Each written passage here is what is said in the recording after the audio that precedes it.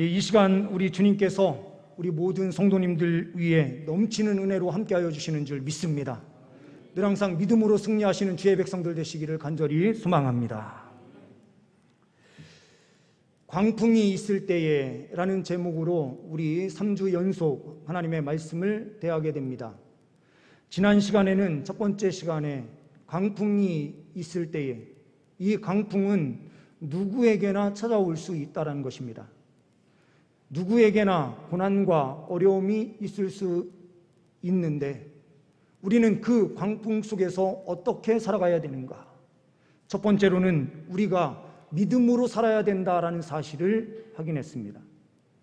두 번째로는 그 폭풍 가운데, 광풍 가운데서 살아계셔서 역사하시는 하나님을 바라보고 기도하는 그 기도로 나아갈 때에 하나님께서 넘치는 은혜로 함께하여 주신다는 것입니다.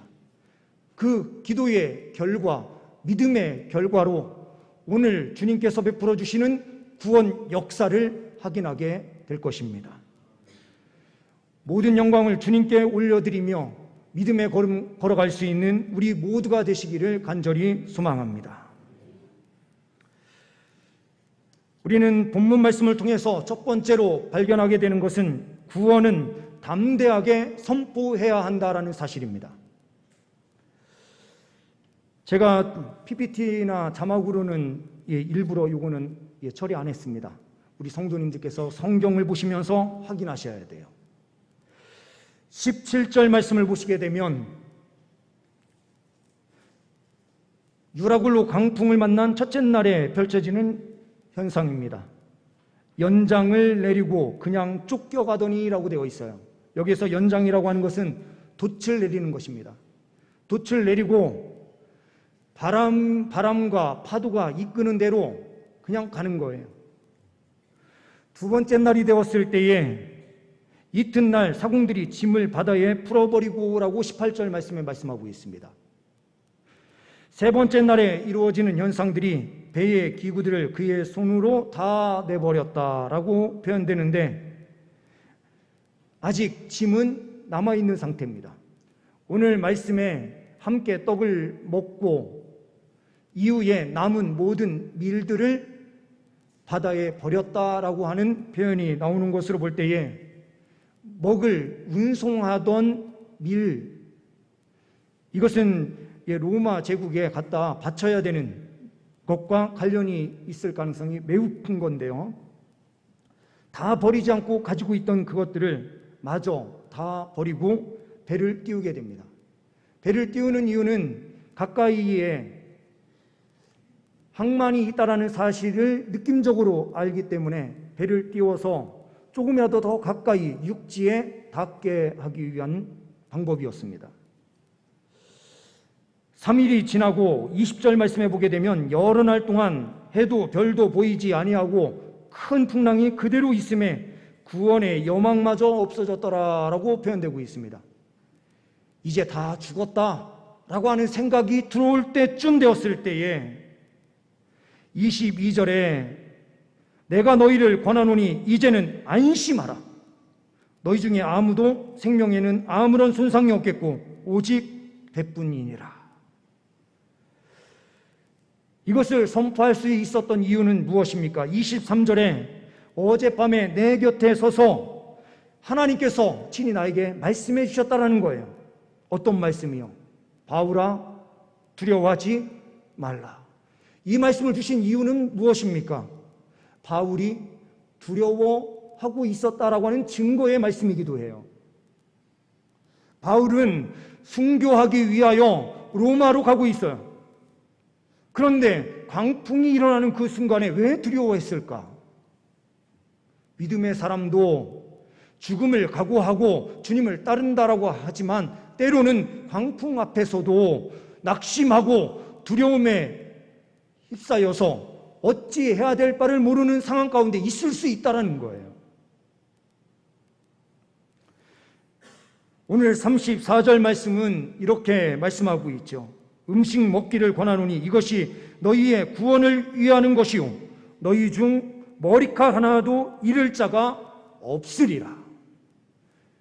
지금부터 나오는 성경 구절은 자막 처리가 다 되고 있습니다.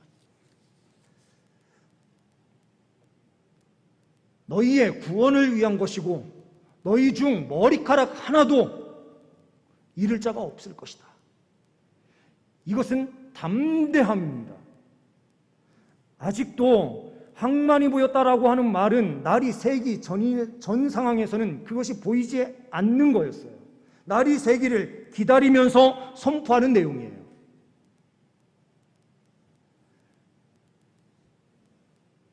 믿음의 사람은 어떠한 사람입니까? 주님의 구원을 확신하는 사람이에요. 주님께서 구원해 주실 것이다 라고 하는 그 믿음에 대한 확신.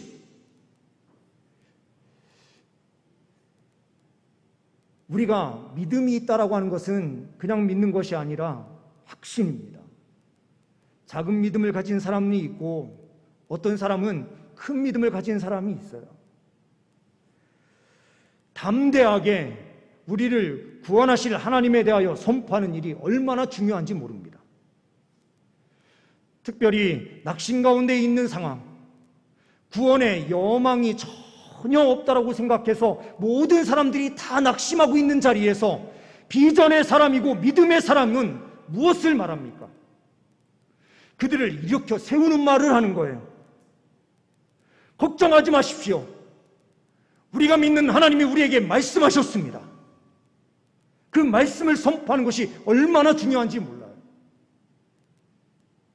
하나님께서는 바울에게 말씀하시듯 때로는 환상 가운데 나타나셔서 친히 말씀하실 수도 있어요. 다양한 방법으로 사람을 통해서도 말씀해 주실 수 있습니다. 그런데 우리에게 가장 많은 방법으로 우리에게 말씀하시는 말씀의 방법은 무엇입니까? 성경 말씀을 통해서 우리에게 하나님의 뜻을 분명하게 보도록 말씀하시는 거예요. 하나님의 말씀이 우리 안에 있을 때에 이 말씀을 우리 마음 안에만 집어넣고 다른 사람들에게 전혀 말하지 않고 있는 사람들이 있을 수 있는데요. 주님께서는 뭐라고 말씀하시냐면 하나님의 말씀을 너희 마음에만 딱 집어넣어놓고 꽁꽁 묶어놓고 그대로 그 자리에만 내버려 두라라고 말씀하시지 않아요. 그 말씀을 담대하게 선포하라라고 말씀하세요. 선포할 때 어떤 역사가 일어납니까? 소망 없는 자들이 소망 가운데 일어서요. 교회 안에도 사람을 무너뜨리는 사람이 있는가 하면 사람을 세우는 분들이 있어요. 저희 어머님이 우리 구역장 모임에서 잠깐 나눈 이야기인데요.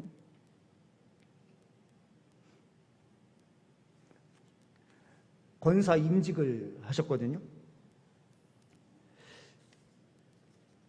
권사 임직하신 다음에 집에 가서 어머님을 뵐 때의 일이에요. 갔더니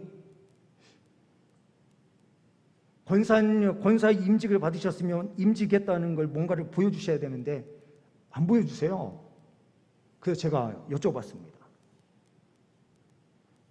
아니 어머님 권사 임직 받으신 건 맞으세요? 그랬더니요. 이제 시골 교회니 임직패를 만든 게 아니라 상장처럼 만들어서 주셨는데 그거를 접어가지고요 깊숙이 넣으신 거예요.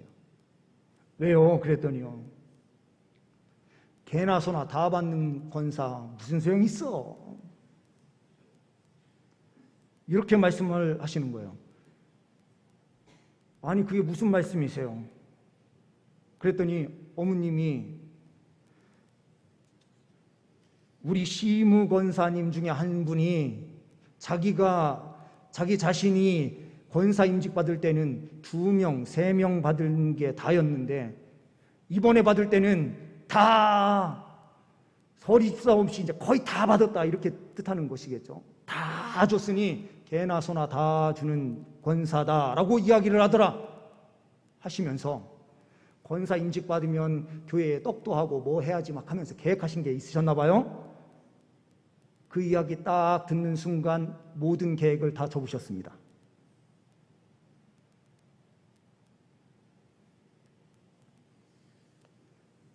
그래서 제가 어머님께 한참 잔소리를 했습니다.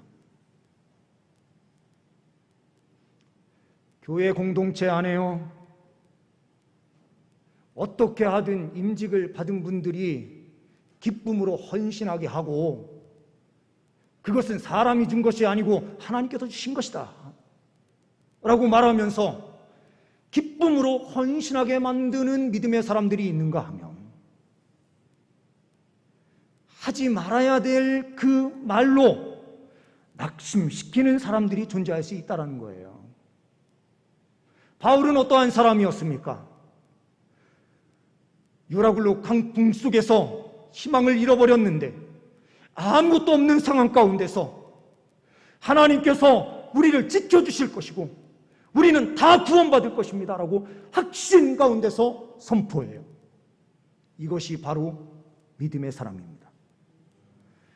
하나님의 구원을 받은 우리가 그 구원을 담대하게 선포하며 달려갈 때에 세상은 다시 일으켜 세워지는 거예요. 이 세상은 소망이 없는 곳입니다. 소망이 없는 이곳에 우리에게 구원의 은혜를 주신 예수 그리스도의 복음을 담대히 선포하면 낙심 가운데 있었던 사람들이 그 복음을 듣고 다시 일어서는 거예요.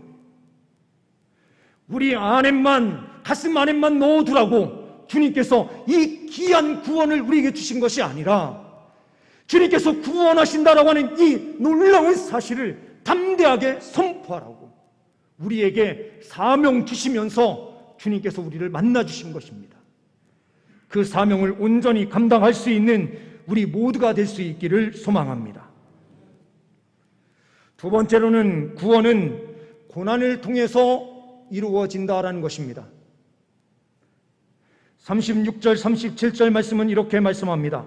그들도 다 안심하고 받아먹으니 배에 있는 우리 예수는 전부 276명이더라.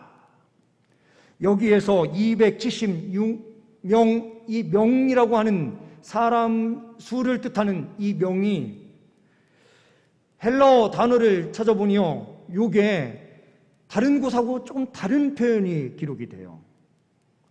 여기에서는 푸시케라고 하는 영혼이라는 뜻을 가진 단어를 사용해요.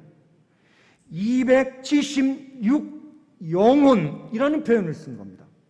그래서 다른 곳은 어떤 표현을 썼을까라고 하는 생각이 들어서 이 표현을 다른 곳에도 다 똑같이 썼나라고 해서 제가 예수님께서 오병이어 기적을 일으키시고 5,000명이라는 표현을 가서 보니 남성 복수형으로만 기록이 되어 있어요. 영혼이라는 표현이 전혀 들어가 있지 않아요.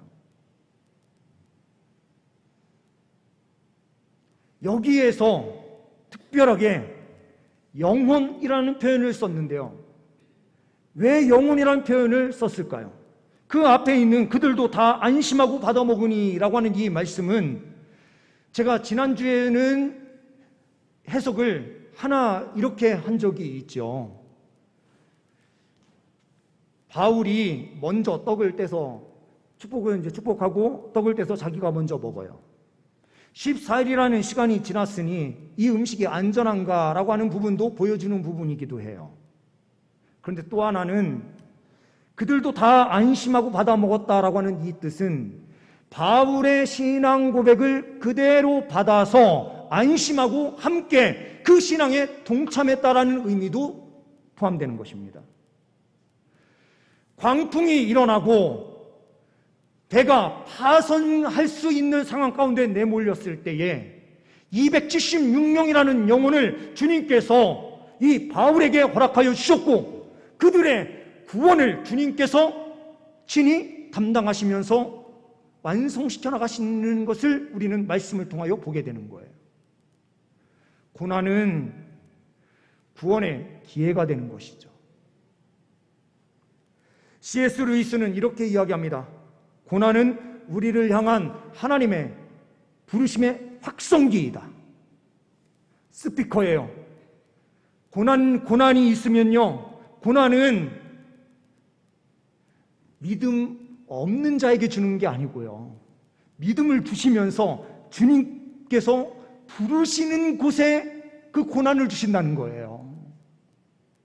고난을 주시면서 학성기로 내가 너 사랑하니 빨리 와라 이렇게 말씀하신다는 거죠.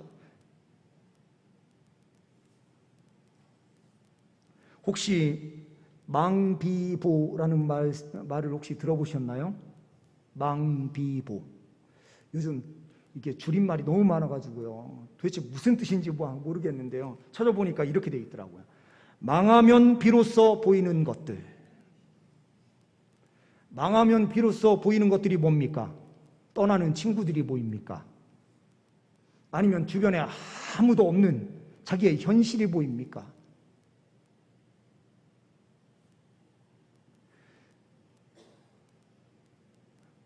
돼지는요, 머리 후두 부분이 뒤로 젖혀지지 않는 신체적 구조를 가지고 있다고 합니다. 이 돼지는 고개를 들어봐야 15도까지밖에 안 들리는 거예요. 아무리 좋아하는 음식으로 아무리 고개를 들게 하더라도 15도 이상을 들을 수가 없답니다. 신체 구조가 그렇답니다. 그런데 이 돼지가 하늘을 볼 수 있는 유일한 방법이 뭐냐? 쓰러지는 것입니다. 넘어지는 거예요. 넘어지는 것이, 그리고 때로는 어려움이 다가오는 것이 하나님의 저주가 아니에요. 그 순간에 더 믿음으로 나오라고. 우리가 이 땅을 바라보면서 낙심하는 존재가 아니라 하늘을 볼 수 있는 자들이에요. 망했을 때 비로소 보이는 것이 세상 사람들은요, 자기를 떠나는 사람들이 보일지 몰라도 우리는요, 우리와 함께 하시는 주님이 보일 때에 진정으로 승리하는 삶이 되는 줄 믿습니다. 주님께서 풍랑을 주실 때에 구원의 은총을 주시기 위해서 그 고난을 주시는 거예요. 고난 가운데서 우리는 아무것도 할 수 없는데 하나님께서 구원해 주셨다라는 것을 선포하고 자랑하게 하시기 위해서 그 어려움을 주시는 거예요. 준비된 PPT 내용이 하나 있는데요.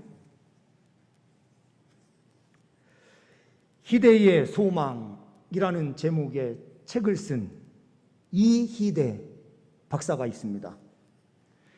이분은 영동 세브란스 병원, 지금은 이제 강남 세브란스 병원으로 이름이 바뀌었죠. 그곳에서 암 전문의로, 암센터 소장으로 섬기기까지 했었던 분이에요. 그런데 이분이 2003년 1월 대장암 2기로 수술을 받아요. 조금 이제 수술을 받은 이후에 치료 과정에 있는데 제안이 하나 들어왔어요. 아주 중요한 자리에 당신을 장으로 세워줄 테니 좀 섬겨달라. 이분이 욕심이 생긴 거예요. 나중에 병원장까지 올라가고 총장까지도 올라갈 수 있는 자리다 보니 욕심이 난 거예요. 회복해야 되는 시점에 욕심을 내고 내가 그 일을 하겠다 해서 간 거예요. 재정을 다 만지면서 배분하는 그런 자리인가 봐요. 그런데 기계를, 최신식 기계를 하나 딱 들여왔는데 그 기계를 테스트한다고 이 사람이 들어가서 누운 거예요. 그런데 충격적인 결과가 나오는 거예요. 그게 6개월 후인데요. 간과 뼈로 전이 돼가지고 사기가 된 거예요. 사람들이 이야기합니다. 박사님, 큰일입니다. 암 말기입니다. 그런데 이분은 뭐라고 말을 합니까? 이 모든 어려운 과정을 겪으면서 연세대 의대를 졸업을 하고 대학원까지 졸업하신 분이니 미션스쿨 출신 아닙니까? 그래도 최소한 일주일에 한 번은 예배를 의무적으로 드려야 되는 분이었어요. 그러니 이분이 예수를 모르는 분이 아니에요. 교회를 나가는데 그냥 겉핥기식으로만 다녔던 거예요. 그런데 그 과정에서 이 암이 발견되고 암 투병 중에 예수님을 인격적으로 만난 거예요. 그래서 그의 삶이 바뀌기 시작합니다. 그 이후로 이 환자들을 만날 때에 어떤 말을 먼저 하느냐? 육신적으로는 당신은 가망이 없다라고 말할지 모르겠습니다. 의학기술로도 당신을 치료할 수 없을지 모릅니다. 그런데 영이 살면 육체도 반드시 사는 거니. 영이 강건해지는 것이 중요한데 그 길을 한번 나하고 같이 찾아가 보겠습니까? 이렇게 이야기를 하면서 복음 전도를 하고 예배로 그분들을 초청한 거예요. 귀한 도구로 사용된 것이죠. 고난은 어떠한 사람은 하나님이 없다 말하면서 떠나는 사람들이 있지만 믿음 있는 사람, 하나님의 선택받은 사람들은 그 고난을 통해서 주님을 신실하게 붙잡습니다. 그럴 때에 하나님의 완전한 구원이 삶 속에 펼쳐지는 줄 믿습니다. 세 번째로는 구원은 완벽하게 이루어진다라는 것입니다. 44절 말씀을 보시게 되면 그 남은 사람들은 널조각 혹은 배 물건에 의지하여 나가게 하니 마침내 사람들이 다 상륙하여 구조되니라. 그런데 이 과정을 주님께서 이루시기 위해서 모든 사람을 다 상륙해서 구원하시기 위해서 어떠한 역사를 베푸십니까? 그 앞에 있는 43절 말씀을 보게 되면 이렇게 말씀하고 있죠. 백부장이 바울을 구원하려 하여 그들의 뜻을 막고 군인들이 죄수들을 다 죽여야 됩니다. 배가 깨어지어서 이 사람들은 수영쳐서 다 도망가면 우리가 어떻게 합니까?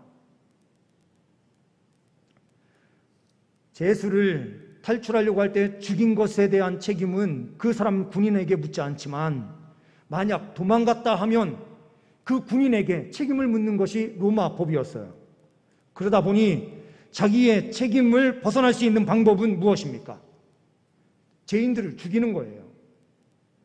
자기를 대신한 희생양을 찾게 되는데 그 희생양이 누구냐? 바로 죄수들이었던 거죠. 희생양을 찾으면서 죽이려고 하는 순간에 백부장의 마음에 하나님께서 감동을 주셨던 거예요.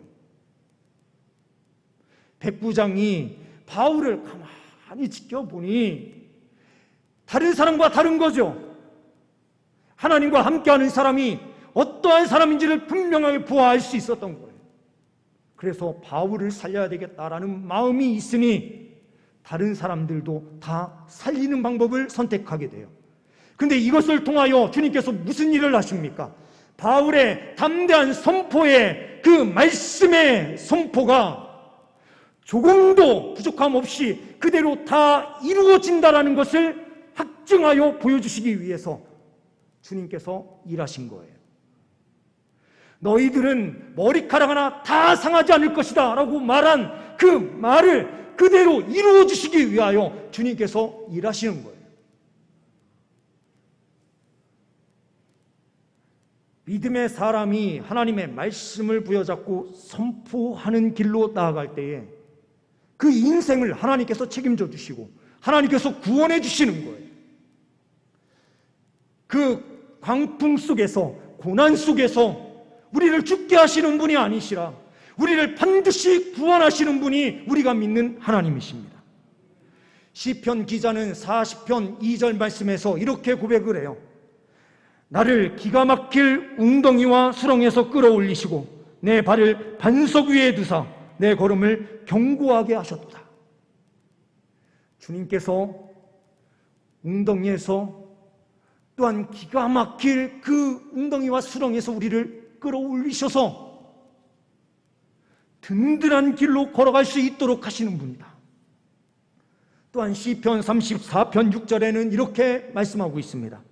이 공고한 자가 부르짖음에 여호와께서 들으시고 그의 모든 환난에서 구원하셨도다. 하나님의 백성이 주님 앞에 엎드려 기도하면 주님께서 책임져 주신다라는 것입니다. 믿음의 사람은 모든 것을 주님께 맡기는 것입니다. 항해도 신천에 있는 장계교회 오명신 집사님이 계셨습니다. 예수 믿고 교회에 다닌다는 이유로 남편한테 매번 맞고 집을 쫓겨나가고 성경책이 불태워지는 일들이 한두 번이 아니었어요. 그러나 이 오 집사님은 그 남편의 영혼 구원을 위해서 계속해서 눈물을 흘리면서 기도했어요. 어느 날 술에 취한 채 집에 들어온 그의 남편은 이 부인이 부흥회에 갔다는 사실을 알고 술 취해서 교회로 달려갑니다.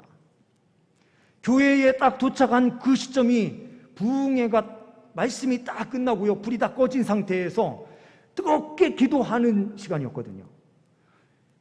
이 술 취한 사람이 뒷문으로 들어와서 딱 보니 자기 부인이 그 앞자리에 딱 앉아서 기도를 하는 거예요. 가가지고 머리채를 잡고요, 끌고 나와서 사정없이 때리다가 보니 자기 부인이 아닌 거예요.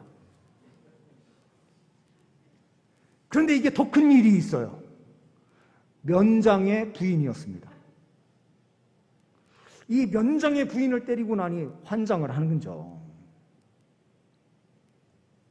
무릎 꿇고 싹싹 비는데요, 이 부인이 조건을 걸어요. 내가 당신을 용서하는 조건 2가지를 말하고 있습니다. 무조건 지키겠습니다. 하나는 오지사님을 때리지 않는다는 것. 2번째, 매 주일마다 교회에 나온다는 것. 그것만 지켜주면 내가 없던 일로 하겠습니다. 이렇게 된 거예요. 열심히 나오다가 은혜를 받고 이 사람이 완전히 변화돼요. 집에서 매 맞는 일이 얼마나 고통스러웠을까요? 그런데 그 매 맞는 일을 참으면서 눈물로 기도했는데 그 부인을 때리는 그 습관이 면장 부인을 때리는 습관으로 나타나죠. 누군지도 확인 정확하게 하지 않고 때린 거죠. 이 습관을 통해서 하나님께서는 구원 역사를 베푸신 거예요. 부인의 간절한 기도를 들으셔서 구원할 수 있도록 그 자리에 면장 부인이 앉아있게 하시고, 그 시간에 부흥성회가 딱 끝나면서 불이 꺼진 시간에 뒷문을 열고 그 남편이 들어오게 만드시고요, 확인도 안 하고 이미 주먹부터 나가게 하신 것도 다 하나님의 뜻이었던 거죠. 오늘 276명의 영혼을 구원하시기 위하여 주님께서 베푸시는 일들이 얼마나 많습니까? 유라굴로 강풍을 불게 하시고 14일 동안 1000km나 되는 그 모든 그 길을 표류하면서 이 배가 떠다니게 하다가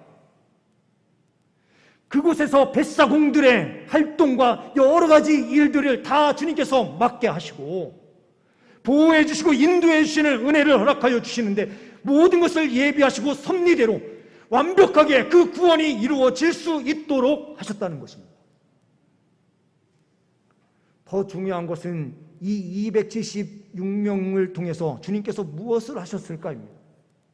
이 사람들이 나중에 멜리데 섬에서 펼쳐지는 여러 가지 기적 사건들을 친히 눈으로 보고요, 로마로 함께 갔을 때에 바울이 믿는 복음을, 자기가 예수를 믿지 않더라도 바울이 선포하는 복음에 대해서 내가 몇 개월 동안 경험한 일들이 있는데, 바울이라고 하는 사람이 믿는 예수 그리스도의 이름이 얼마나 능력이 있는지 엄청난 일들이 펼쳐졌어 하면서 로마를 뒤바꾸게 되는 그 시발점이 되었을 것이다 라는 것입니다. 하나님의 구원은 너무나도 완벽하게 이루어집니다. 혹시라도 지금 유라굴로 강풍 속에서 어찌해야 될 바를 모르고 계신 분들이 계신다면 하나님을 믿는 믿음으로 달려가십시오. 주님께 엎드려서 간절히 기도하십시오. 주님께서 반드시 응답의 은혜로 구원해 주시는 역사로 함께하여 주실 줄 믿습니다. 기도하십니다. 하나님 아버지, 우리에게 구원의 은혜를 허락하여 주셔서 감사합니다. 이 구원의 은혜를 담대하게 선포하는 주의 백성들 되게 하여 주옵소서. 고난 속에서도 더욱더 믿음으로 달려갈 수 있는 주의 백성들 되게 하여 주옵소서. 완벽하게 구원을 이루실 주님을 바라보며 힘있게 소망 가운데 걸어가는 주의 자녀들 되게 하여 주옵소서. 우리 주 예수 그리스도의 이름으로 기도하옵나이다. 아멘.